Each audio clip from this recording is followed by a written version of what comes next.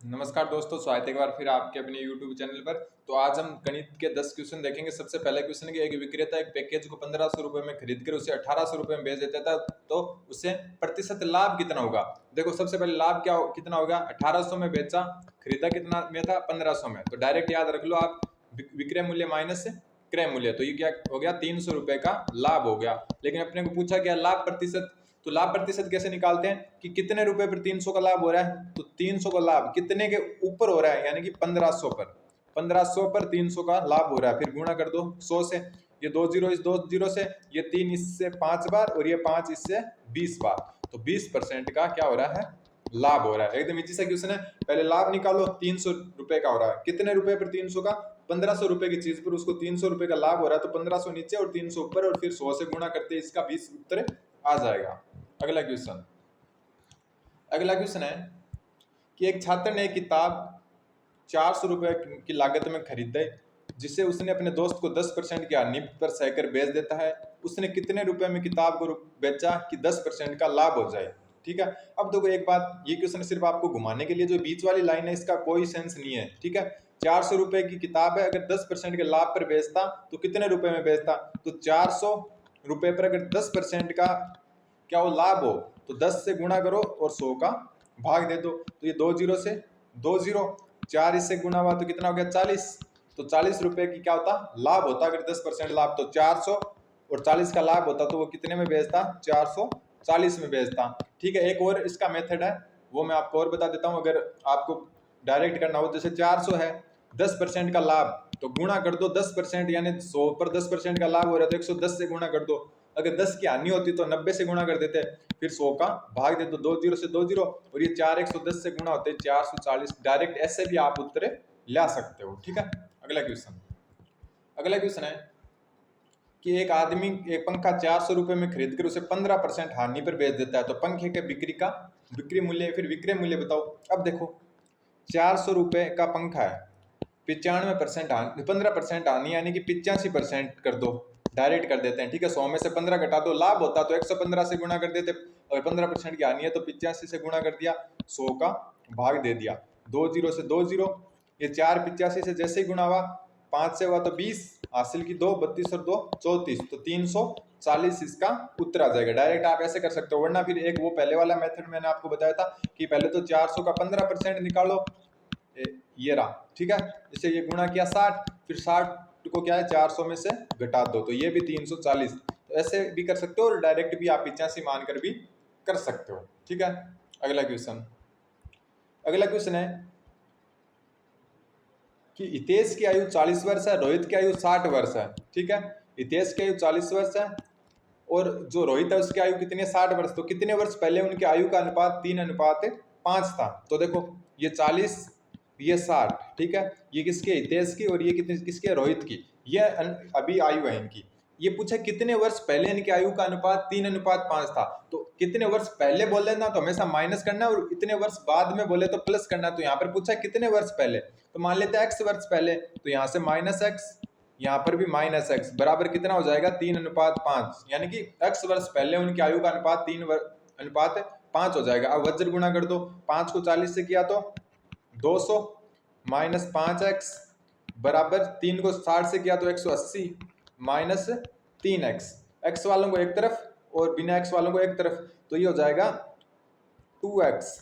ठीक है। ये 5 इधर जाके प्लस का हो जाएगा और 2x बच जाएगा, और ये 200 - 180, तो x बराबर कितना आएगा, 20/2, यानी x बराबर 10 इसका सही उत्तर हो जाएगा। ठीक है। 10, फिर ऑप्शन से भी देख सकते हो आप। देखो ऑप्शन 10, पहले 8 रखेंगे, 8 को छोड़ो, एक बार उत्तर 10 है तो देखो 10 रखो यहाँ पर। 40 में से 10 गया तो 30, 60 में से 10 गया तो कितने, 50, तो 1 0 से 1 3:5। तो ऐसे आप ऑप्शन से भी डायरेक्ट कर सकते हो। अगला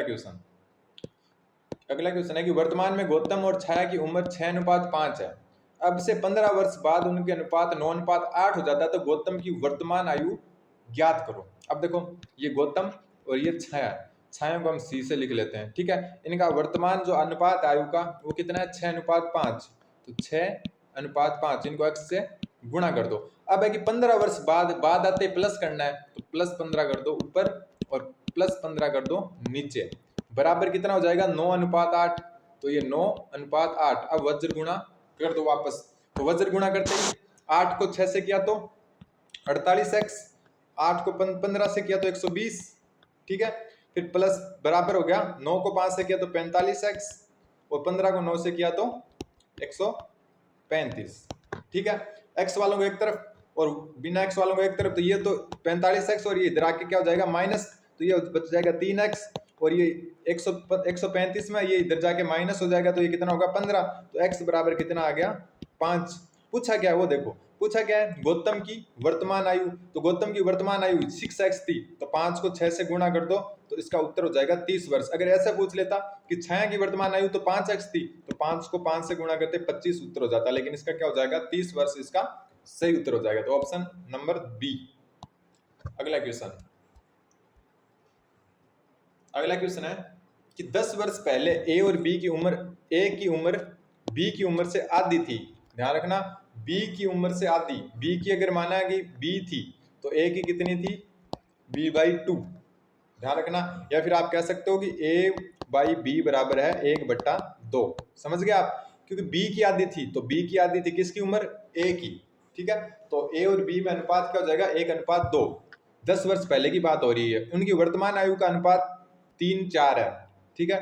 तो a और b है, इनकी वर्तमान आयु कितनी है 3:4। हमेशा वर्तमान से स्टार्ट करना है, ठीक है। अब यहाँ पर x से गुणा कर दो, ये इसकी वर्तमान आयु थी 10 वर्ष पहले, पहले यानी -10 कर दो, ये -10 ये -10, क्या थी a और b, a की उम्र b की आधी थी यानी कि 1:2 में थी, तो ये 1:2 में। अब वज्र गुणा कर दो वापस, 2 को 3 से किया तो 6x -20, 1 से किया तो इस हिसाब से x वालों को एक तरफ, तो ये हो जाएगा इस तरफ आ जाएगा, तो ये हो जाएगा 2x और ये इस साइड चला जाएगा तो 10, क्योंकि ये देखो -10 और ये +20 हो जाएगा इस साइड जाकर तो 10। तो x बराबर कितना आ गया 5, 2 का भाग देते ही 5 आ गया। अब पूछा क्या है कि उनकी वर्तमान उम्रों का कुल योग पूछा है, तो वर्तमान उम्र क्या थी उनकी, एक की तो थी 3x, ठीक है, एक की तो क्या थी 3x, तो 3x बराबर हो गया x 5 है तो 15 हो गया, एक की थी 4x तो कितना हो गया 20, तो इन दोनों को योग पूछा, देखो वर्तमान आयु का योग, तो 15 और 20 जोड़ते कितना हो जाएगा 35, तो ऑप्शन डी इसका सही उत्तर हो जाएगा। तो इस हिसाब से हमेशा वर्तमान को लेकर ही चलना है, ठीक है, हमेशा वर्तमान को लेकर ही चलना है, तो इससे क्या होगा आपका उत्तर जल्दी आएगा, वरना आप क्या कहीं फंस जाओगे। अगला क्वेश्चन, राखी की आयु सुरभि की आयु से 4 वर्ष कम है तथा इनकी आयु 3:5 है, ठीक है। तो राखी की आयु कितनी है, दो कंडीशन दी हुई है, पहली तो राखी और सुरभि है, तो RS, राखी और सुरभि की आयु का अनुपात कितना है 3:5, ठीक है। अब क्या है, राखी की आयु सुरभि की आयु से 4 वर्ष कम है, ठीक है। तो एक तो ये कंडीशन हो गई, दूसरी क्या है, राखी की आयु सुरभि की आयु से 4 वर्ष कम है, यानी कि राखी की आयु सुरभि की आयु से 4 वर्ष कम है, तो सुरभि की आयु में से राखी की आयु घटाते कितना बचेगा 4। समझ गए होंगे आप, कैसे वापस बता देता हूं आपको कि सुरभि की आयु में से राखी की आयु घटाएंगे तो 4 बचेगा, क्यों, क्योंकि राखी सुरभि से 4 वर्ष से कम है, तो हमेशा ज्यादा वाले में से कम घटता है, यानी कि सुरभि की आयु ज्यादा है राखी की कम है, तभी तो 4 वर्ष कम होगी, तो S - R बराबर 4। अब देखो यहाँ से आप कोई से भी ले लो, R राखी की पूछी है, तो इस समीकरण से देखो R तो यहीं रखेंगे और ये 3S इससे गुणा हो जाएगा, बचेगा 5, तो ये R की जगह यहाँ पर ये रख देते हैं, तो S - 3S/5 बराबर 4। अब देखो पूरे समीकरण को 5 से गुणा कर देते हैं, या फिर आप कह सकते हो एलसीएम ले लेते हैं, तो इधर तो जाएगा 5s, यहाँ पर होगा 3s और ये इधर 5 से गुणा होते हैं, ये क्या हो जाएगा 20। तो देखो 5s में से 3s गए तो कितना आया 2s, बराबर कितना बचा 20, ठीक है। तो s बराबर कितना आ गया, s बराबर कितना आ गया 10। ये किसकी आई हुई है, ये सुरभि की, लेकिन अपने को पूछी किसकी है राखी की, तो यहाँ पर s की जगह 10 रख दो, ठीक है, s की जगह 10 रख दो, तो ये 10 - R बराबर 4, तो ये R बराबर हो जाएगा 4 - 10, यहाँ पर -R है, तो R बराबर हो जाएगा 6 वर्ष, ठीक है। तो 6 वर्ष डी इसका राइट आंसर होगा। तो एक बार फिर से देख लेना ये क्वेश्चन कि सुरभि की आई है 10 वर्ष, तो आप ऐसा मत सोच लेना ऑप्शन में 10 ही नहीं है, क्योंकि पूछी राखी की है तो राखी की 6 वर्ष आ जाएगी, ठीक है। अगला क्वेश्चन, एक निश्चित धनराशि, ठीक है, निश्चित ब्याज की दर से 9 वर्ष में 2 गुनी हो जाती है, तो वह राशि कितने वर्ष में स्वयं की 5 गुनी हो जाएगी, ठीक है। अब देखो ये क्वेश्चन थोड़ा सा दिमाग से देखना है आपको, थोड़ा सा हार्ड टाइप से क्वेश्चन है, देखो साधारण ब्याज का मैंने आपको सूत्र बताया था, एक बार फिर लिख देता हूँ, फिर मैं हटा दूंगा वहां पर। देखो साधारण ब्याज, ठीक है, साधारण ब्याज, ब्याज हमेशा होता है मिश्र धन माइनस मूलधन, ठीक है, मिश्र धन माइनस मूलधन, ये बराबर है होता है, देखो एक तो मूलधन मान लेते हैं x गुणा रेट जो अपना दर होती है, फिर टाइम बटा 100, इसके बराबर होता है, यानी मूलधन गुणा समय बटा दर, सॉरी मूलधन गुणा दर गुणा समय बटा 100, और हमेशा ब्याज आता है बराबर में। अब देखो इस क्वेश्चन को समझने की कोशिश करें कि निश्चित धनराशि ब्याज, निश्चित ब्याज की दर से, ना ही तो धनराशि दी हुई है ना ही ब्याज दिया हुआ है, 9 वर्ष में दोगुना हो जाती है। अब देखो x मान ला की धनराशि है, रेट पता नहीं है कितने से, समय दिया हुआ 9 वर्ष, 100 का भाग दिया और ये दोगुना हो जाती है, दोगुना यानी कि x की जगह 2x हो जाती है। अब ये क्या हो जाती है, पहले x थी अब 2x हो गई, लेकिन 2x तो क्या है, मिश्र धन है, मिश्र धन में से मूलधन घटाते तब ब्याज आता है, और मूलधन हमने x माना है तो यानी कि x ब्याज हो गया, तो x ब्याज हो गया। देखो इस x से ये x कट गया तो ये क्या हो गया, r बराबर, ये उल्टा हो जाएगा, बराबर में जाकर 100/9, ठीक है, r का मान आ गया। अब पूछा गया है कि वही धनराशि कितने वर्षों में 5 गुना हो जाएगी, तो देखो राशि वही है, रेट इस बार अपने को पता है कि 100/9 है, ठीक है, 100/9 है, ठीक है। समय पूछा है इस बार की कितने समय में 5 गुना हो जाएगी, तो 5 गुना तो मिश्र धन है, मूलधन घटा दो यानी कि 4x हो जाएगी, 4x ब्याज हो जाएगा, फिर गुणा 100 यानी कि नीचे 100 से गुणा भी तो करते हैं। अब देखो 100 से 100 कैंसिल, x से x कैंसिल, तो t/9 बराबर कितना आ गया 4, तो t बराबर कितना आ गया 36, तो यानी कि 36 वर्षों में वो राशि क्या हो जाएगी, 5 गुना हो जाएगी, ध्यान रखना इस बात का। अगला क्वेश्चन देखो, चंचल ने 1800 रुपए की राशि से 5% की दर से उधार दी, 1800 रुपए की राशि 5% की दर से उधार दी, तो बताओ वो कितने समय में 2160 हो जाएगी। अब देखो 1800 रुपए की राशि है, राशि मूलधन गुणा दर, दर कितनी है 5, गुणा समय, समय ही तो पूछा है अपने को कि कितने समय में, तो t 100 का भाग दिया।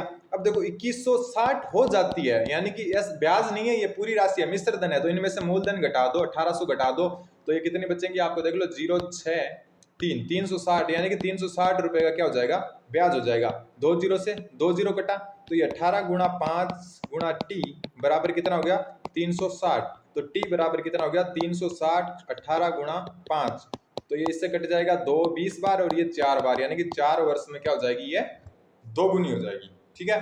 तो इस हिसाब से यार अगला आज का लास्ट क्वेश्चन कि किसी राशि पर 5% वार्षिक दर से 3 वर्षों और 4 वर्षों में प्राप्त साधारण ब्याज का अंतर 42 रुपए है, तो वह राशि क्या है। तो ये क्वेश्चन आपको खुद को करना है, कारण मैं बता देता हूँ क्योंकि मैंने पिछले वीडियो में जो मैथ का था उसमें ये क्वेश्चन सिर्फ आंकड़े चेंज थे करवाया था, तो आप जल्दी से कमेंट करें कि इसका उत्तर क्या होगा, ये आप बताएंगे। धन्यवाद, बन रहे क्योंकि ऐसा क्वेश्चन पिछले वीडियो में करवा दिया था। धन्यवाद।